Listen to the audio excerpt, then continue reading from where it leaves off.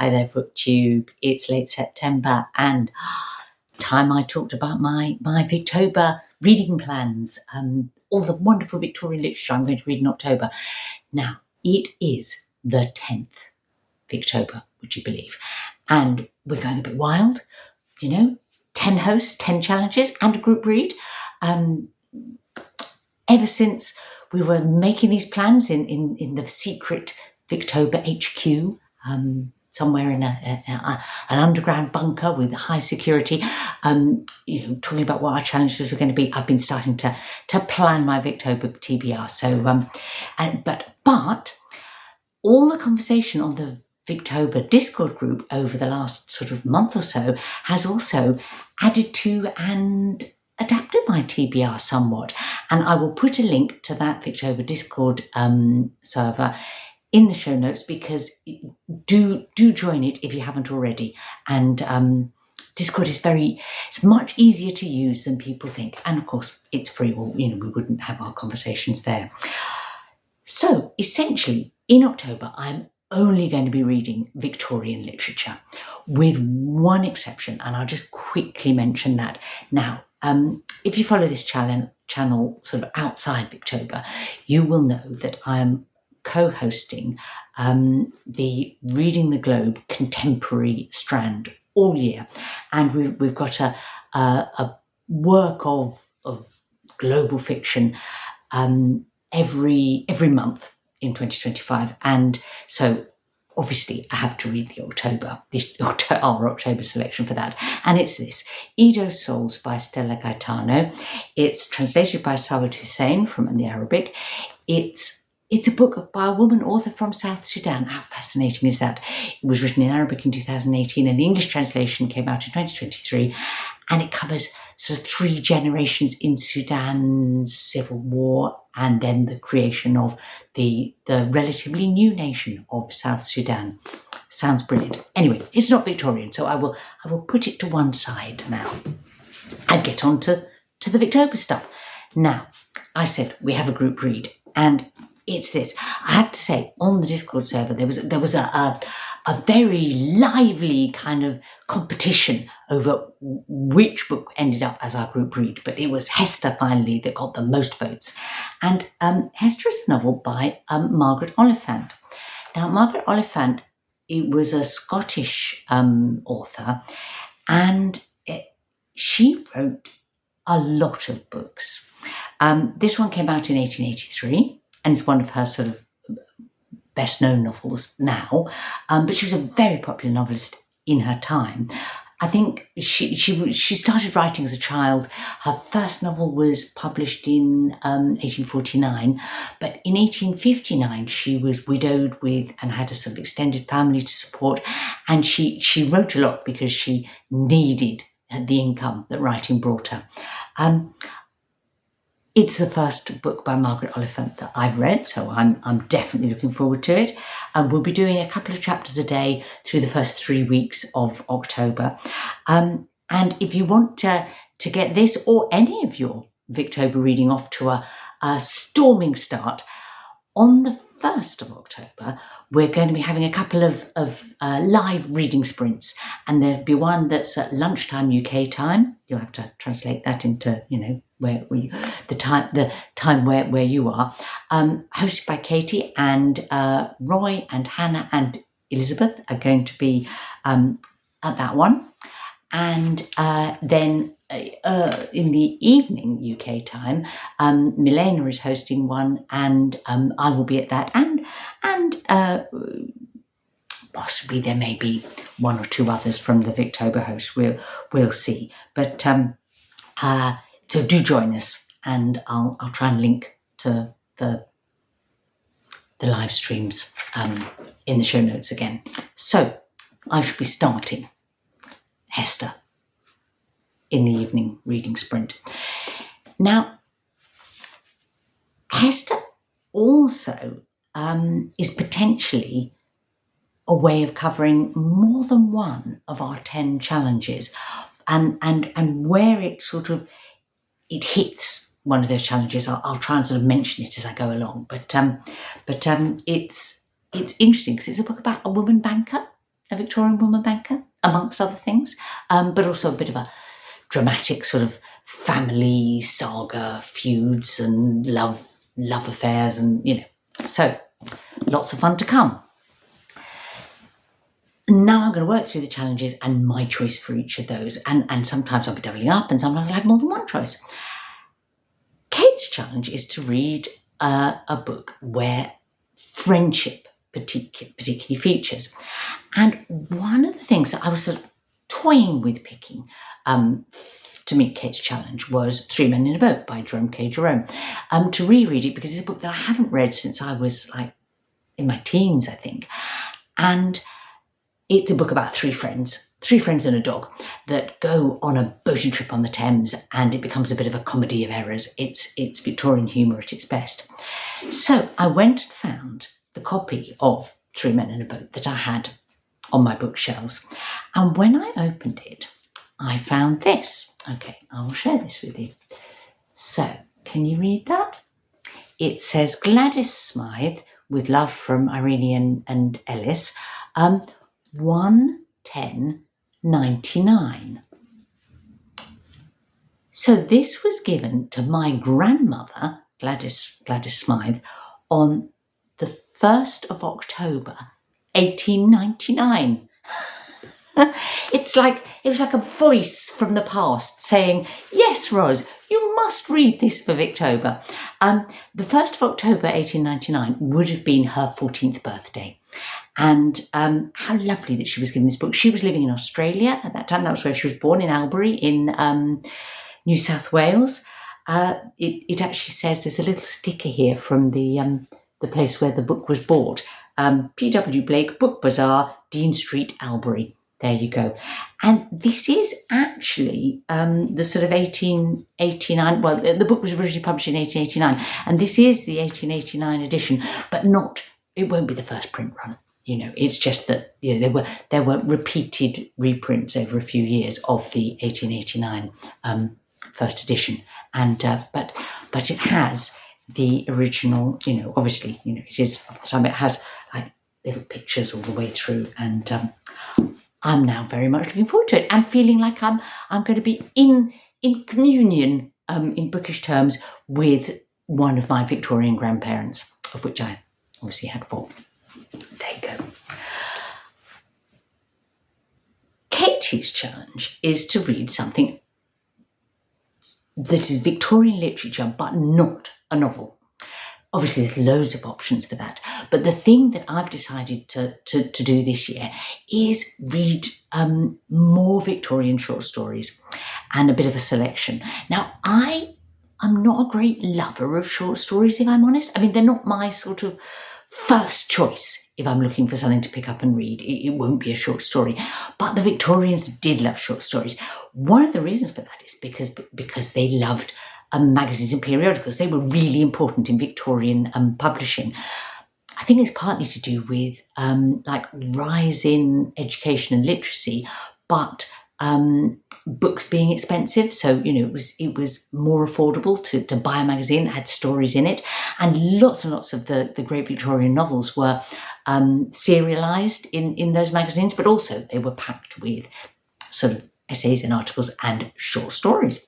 So, which am I going to read? A bit of a mixture. I'm going to read some by Thomas Hardy. There's some in this lovely book I have, which is full of the most sort of gorgeous illustrations.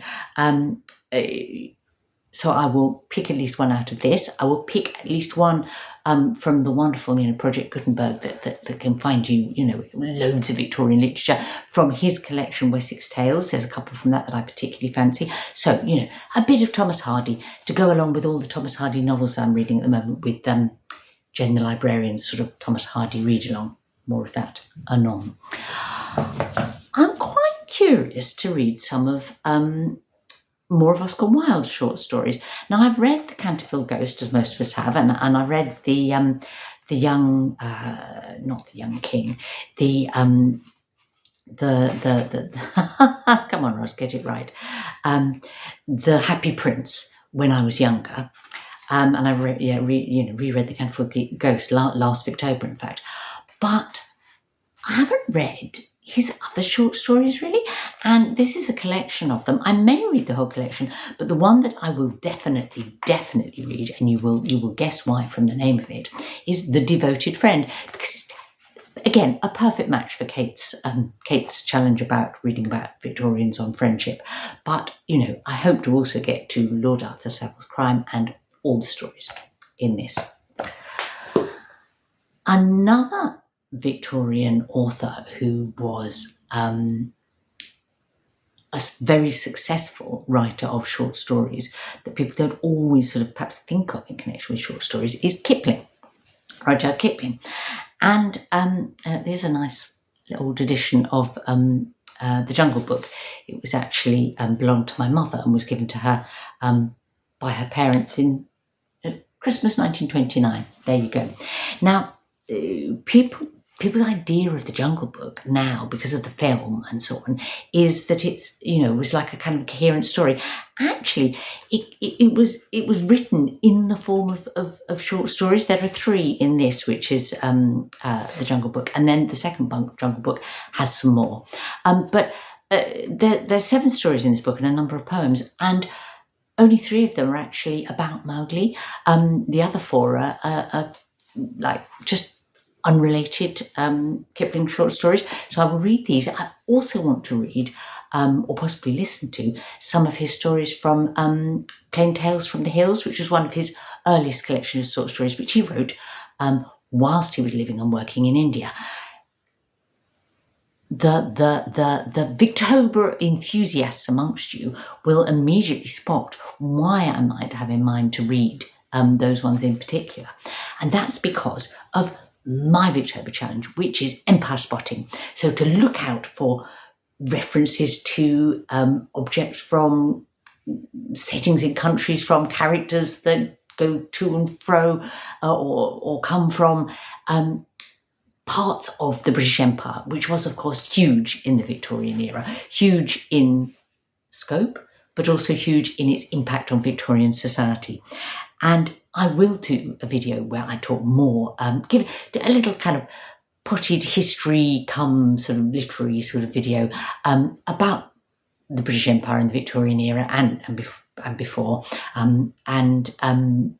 to help inspire your empire spotting in the course of Victober. And I'm not saying read a specific book, although, as I say, I will be reading some Kipling, but just to look out for those things in all the Victober reading that you do, and I will be doing that too.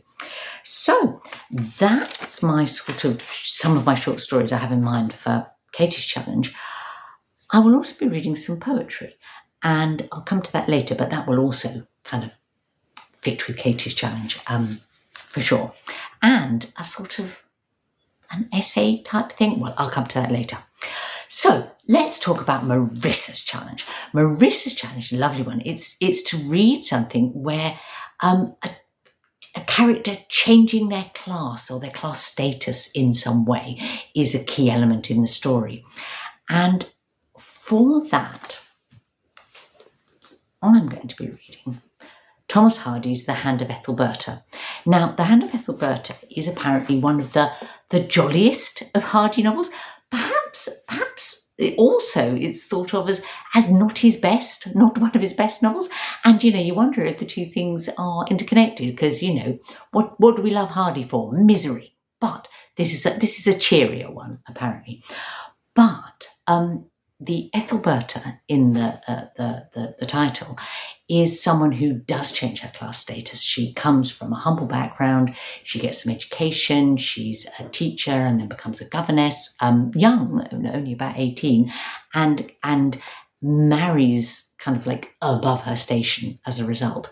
And then that kind of conflict or the challenges of having that sort of poorer background but being the widow of an upper class man are key to the book.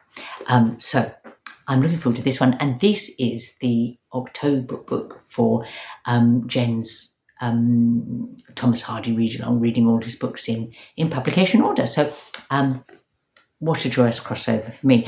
There's another crossover for this because I said, didn't I, that with 10 hosts and 10 challenges, it was going to be essential for, I think, all of us to do a bit of doubling up in our Victober reading choices.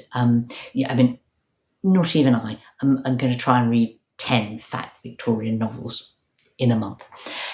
Happily, The Hand of Ethelberta is also a really good selection for Hannah's Challenge. So Hannah's Challenge is to read a work where you find out something about Victorian education.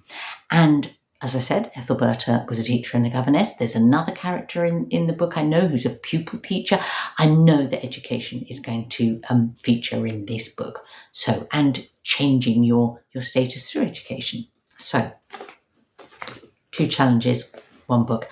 I think that there's a bit of education also in Hester, our group read. So, and Hester is also one where there's kind of changes in class status.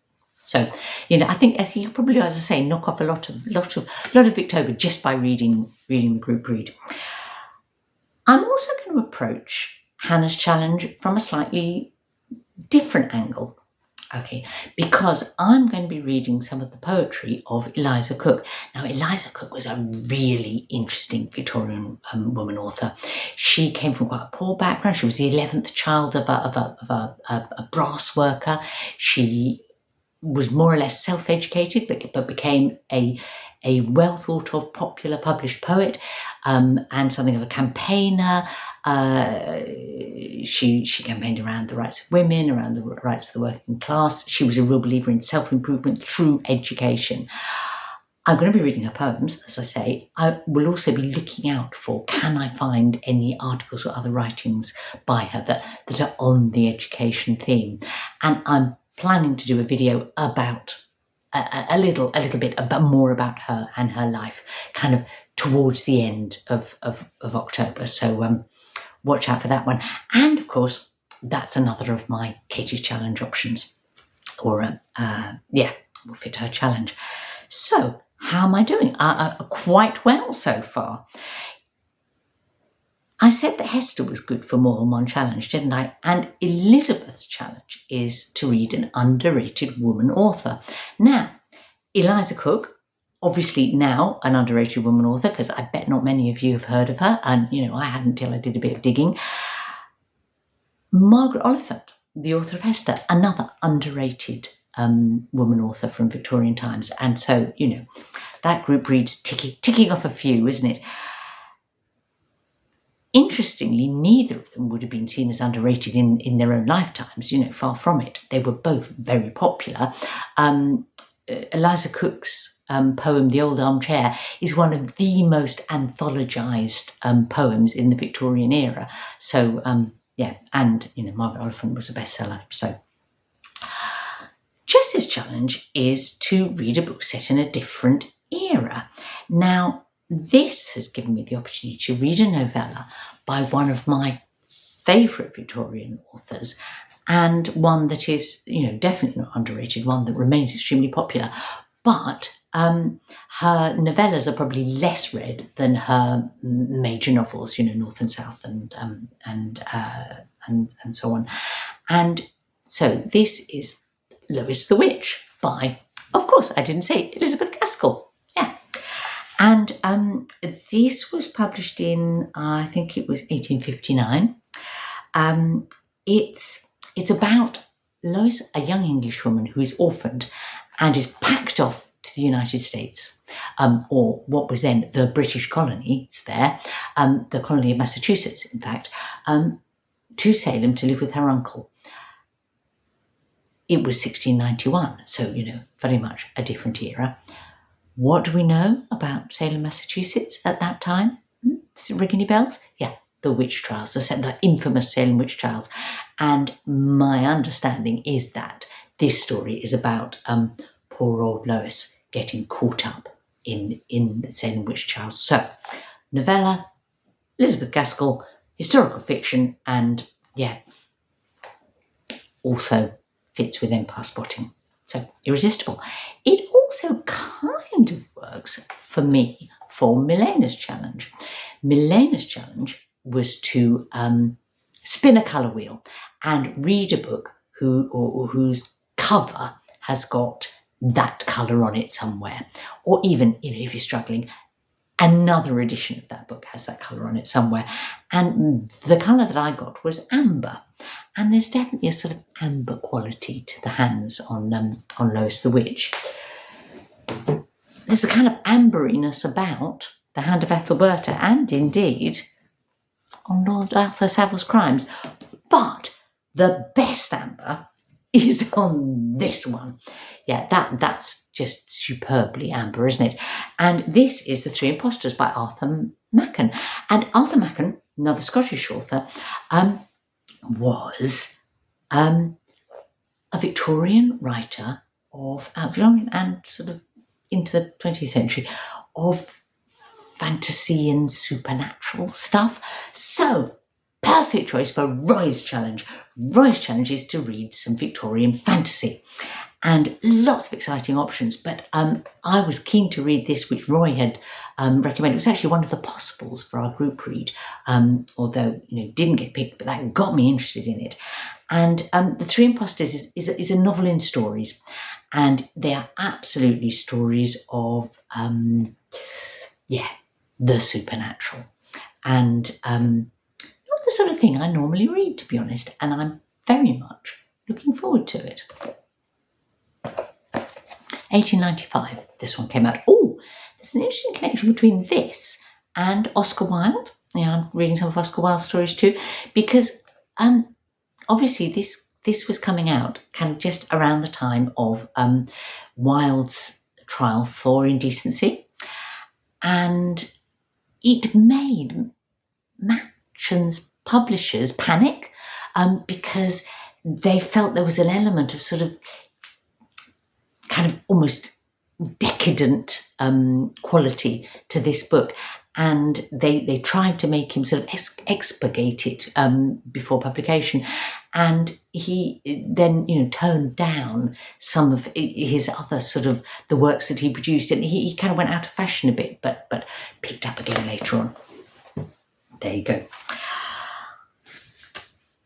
Catherine's challenge is to read a Victorian work or Victorian author that is in some way linked with Jane Austen, this being the anniversary of Jane Austen's birth, the 250th anniversary of Jane Austen's birth. Now, this has particularly inspired an interesting discussion on the Discord server because, people have been thinking, how can we make connections between, things that we'd like to read or find interesting and Jane Austen? And it's thrown up all sorts of interesting possibilities. I'm going with two. Okay, one short, very short, and one long. I'll talk about the short one first. Okay, so Andrew Lang, who is best known for his collections of fairy tales. They have colours in the name, so like the green book of fairy tales, the blue book, all of those. And actually, most of the work for those was done by his wife, but that's another story, isn't it? But he was a very prolific writer, and one of the things that he published, which was in 1886, was a book called Letters to Dead Authors. He was something of a literary critic. He was really interested in other writers, and Letters to Dead Authors is him writing letters to dead authors, but kind of imitating the style of those authors as he writes those letters. And one of those letters was to Jane Austen. So I'm going to get hold of that. The wonderful Project Gutenberg and the Internet Archive, can supply that for me. And I will read, definitely, not the whole book, I think, but definitely his letter to Jane Austen. So that will tick off Catherine's challenge. But it was no surprise to me to discover that one of my absolute favourite writers of Victorian novels was himself a real Austen fan, an Austen enthusiast. It's someone who spoke really highly of Jane Austen. Who am I talking about? Anthony Trollope, the wonderful Anthony Trollope. If you haven't read Anthony Trollope, you must. Every Victober, I try and sell the idea of reading Anthony Trollope to more readers because I think he's in many ways an underrated male Victorian author. I am going to read Can You Forgive Her? by Anthony Trollope. Now, this one is a bit of a chunkster. I've got a few long books to read, and this one is, I don't know, 830 pages, I think. So my plan is to start it in October, but I don't want to rush it. It may well roll over into November, and that's fine. But it is the first of his Palliser series. So, it sets me off. I finished the Barchester Chronicles, so set me off on a sequence of Trollope reading for probably the next few years, next few Victobers to come. It will also undoubtedly have elements of class, changing class in it, because it's quite a political novel. And I wouldn't be surprised if it has some education, but it will definitely also have friendship. So it's gonna knock off a few of my challenges. It's also got bits of amber on the cover. There you go. Doubling up is the order of the day, as I say. Now, in the unlikely event that I find myself ahead of the game with my Victober reading, I have one last book which I would like to start in Victober, even if I don't finish it, and will allow to roll on into November or December, and that's this, Charlotte Bronte's Villette. And two reasons for that. One is it's just the perfect choice for Hannah's challenge, because it is about being a teacher, and the struggles and challenges of that. It also involves friendship. It involves so many things. It's also the only Bronte novel that I haven't read since I was a teenager myself and still in education myself. So it feels like it's time to revisit Villette, doesn't it? And it was another of our possibles for the group read, and that's put it back in my mind. So it's on the back burner in my TBR, but I hope to at least start it and read it by the end of the year, because so very often for me, I get so enthused by reading Victorian literature in Victober that I end up having sort of a Victober hangover in November and December. So that's my plans. I'm really enjoying hearing everybody else's plans on the Discord server. But if you want to share any thoughts in the comments to this video, I would love that too. And see you all a few times during Victober in my role as host.